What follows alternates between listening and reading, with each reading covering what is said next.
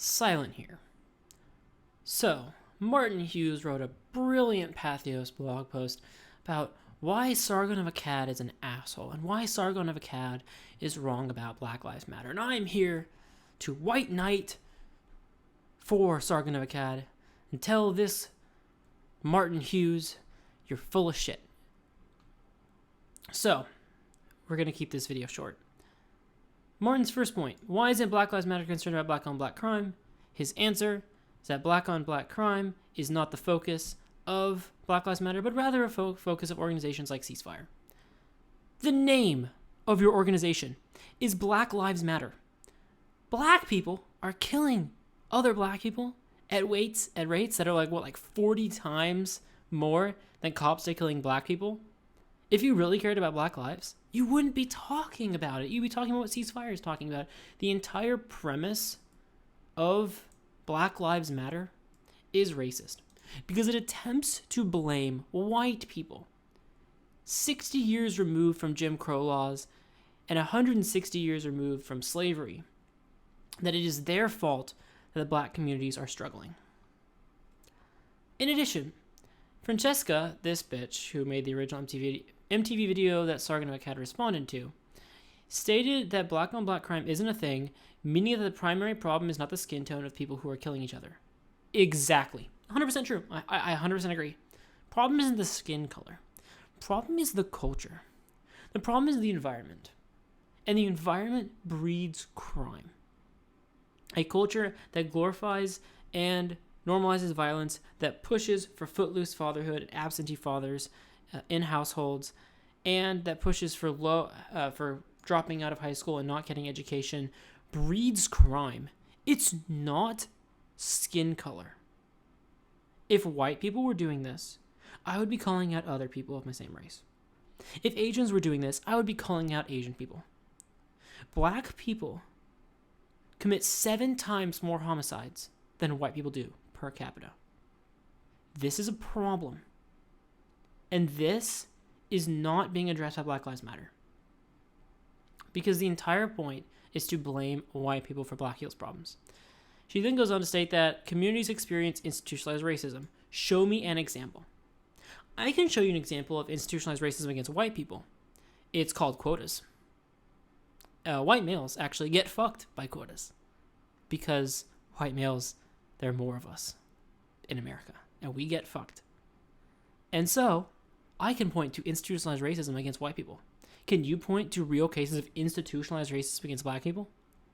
No, something tells me you really can't. So let's go through some of the examples that you're going to bring up.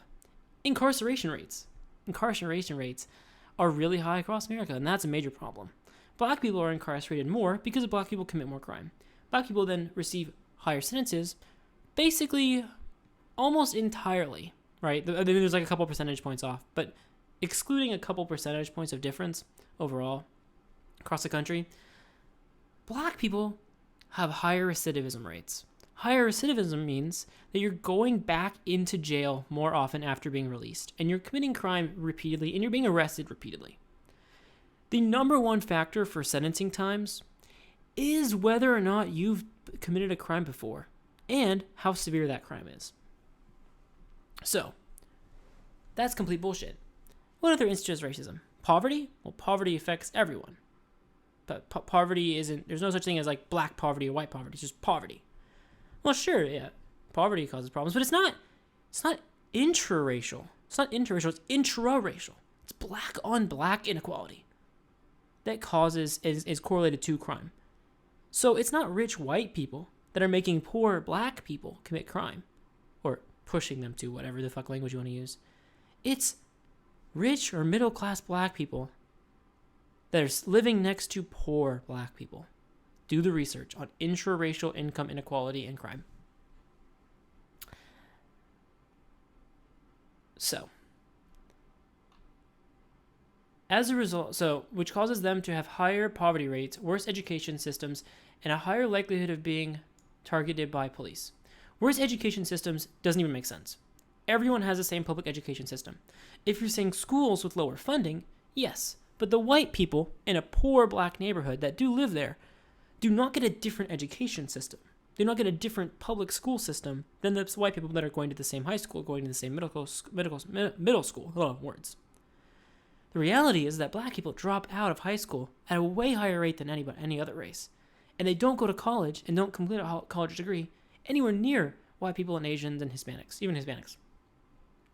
They have higher poverty rates because they're not getting education and because they're not raising kids with both parents. Because when you raise kids with both parents, they're more likely to get a good education, less likely to be involved in gang violence and regular crime, and they're more likely to get a good job. And a high likelihood of being targeted by police. Post hoc ad hoc fallacy. It is not police targeting out black people that causes black people to do crime. It is black people doing crime that causes police to target them. And maybe it's not post hoc ad hoc. I don't know. There's some kind of fallacy there. It's a cause and effect fallacy. Right? Yes, all of these things, right, except for how it could be targeted by police. Poverty rates, worse education systems, higher incarceration rate leads to more violence in these communities. But this author is not going to look a step further and point out the fact that it is not a shitty education system, which is shitty for all of America, in my opinion, that causes black violence.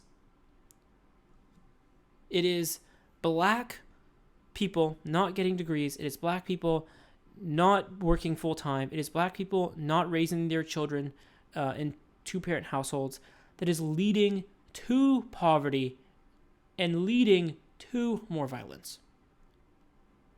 You need to go one step further. What else? Final point, I believe, that was actually major that was made. Who suffers more from the war on drugs? Black people. Black people commit more drug crime and do drugs more, even though white people take more drugs. No, this is actually false. White people, the study that was done, white people smoke more marijuana. If I'm remembering the study correctly. It is not. White people aren't doing more cocaine. They aren't doing more heroin. And this discrepancy holds true even when we control for factors like underreporting.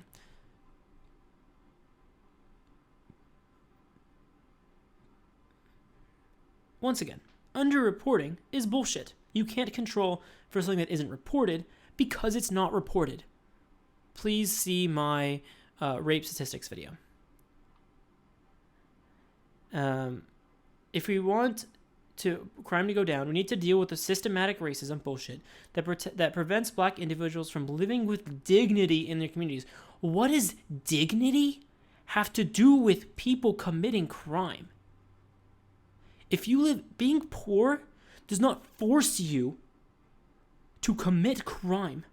And this is part of the paternalistic racism of regressives. And what they're basically saying is that black people don't have agency. That poverty forces black people, that low education forces black people to commit crime. Because there's no other option. Because that's just the situation they're born into. Unbelievable bullshit. This takes away agency. This is paternalistic racism saying that they should not be responsible for their own actions. Sargon is also wrong in blaming this inequality on something that happened 100 years ago. We're blaming things that are happening now, and he cites shit that's all this inequality stuff. There's still an enormous discrepancy, and yet Sargon treats these statistics, God, the writer of this is so bad at writing, as if they prove that poverty is black people's fault. No. Listen, you stupid cunt. Statistics show reality. Statistics, when done well, are descriptive. They're not prescriptive. They're descriptive of reality. Where you are putting the correlation, you are putting the causation of poverty onto racism, when that is not what the causation is. Statistics, yes, absolutely, there is inequality. There is an enormous discrepancy. But the enormous discrepancy is not white people. The enormous discrepancy is not caused by rich racists. It is caused by black people not working full-time at the same rates, not getting degrees at the same rates, committing crime at 7 times for homicides and violent crimes are 7 times more than white people. And yes, Black Lives Matter is racist and fucking wants to kill white people and wants to kill cops and hates people. And the rest of this is just the same argument over and over again that completely is full of red herrings and strawmen and does not address anything of Sargon's video. So that's essentially what this article is. And this is a beautiful example of regressivism and beautiful example of Black Lives Matter supporters completely missing the point and purposely missing the point. Because if you can talk about black crime, if you can talk about poverty, if you can talk about education, you understand what the problem is. I don't think this person is ignorant. This person just wants to view things in his own narrative and has an agenda. So the real question you'd be saying is, what's the agenda? What is the agenda by Sargon of Akkad, who's British and lives in Britain, talking about American crime rates? What does he have to gain? Maybe some views if his video is good. Maybe drum up some interest. Maybe stop his subscribers from asking him what his opinion is on this. What does he have to gain? Is he some kind of racist? No. What is an American who says, yeah, I think Brexit shouldn't have happened, have to really gain from having a strong opinion on Brexit? Maybe blah, blah, blah. Maybe any kind of downfalls of the pound can hurt us. Okay, whatever. But you're not a British citizen, so you can talk about Brexit. You're absolutely required to. But you don't have any skin in the game. This writer, Martin Hughes, has skin in the game. He is black. He is a person who almost exclusively talks about race relations. Talks a little about religion too. He's an anti-theist as well. Ironic. And ironic that he could shrug off such bullshit like religion and not understand the bullshit of this. This person has skin in the game. This person is biased. Now, I have skin in the game as well, because I care about America, and I actually care about black people, and I actually care about crime, and I care about people getting murdered. Virtue. I know I'm virtue signaling here, but it's true. I have skin in the game, and that is why this shit makes me so mad. This shit makes me so mad, because this helps no one. This doesn't help cops. It doesn't help white people. It doesn't help black people, certainly.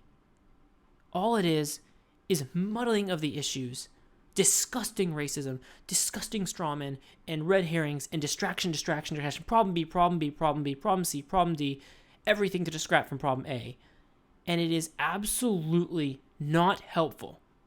When this person should be talking, if this person really cared, they'd be talking about real policy changes. They'd be researching real policy changes and why real policy changes can stop black crime. This person isn't saying that black crime doesn't happen. This person is saying that Black Lives Matter shouldn't be accountable to discussing the problem of black on black crime. And they absolutely should. If your movement is called Black Lives Matter, you should be talking about black on black crime. All right. Hope you guys enjoyed. Peace.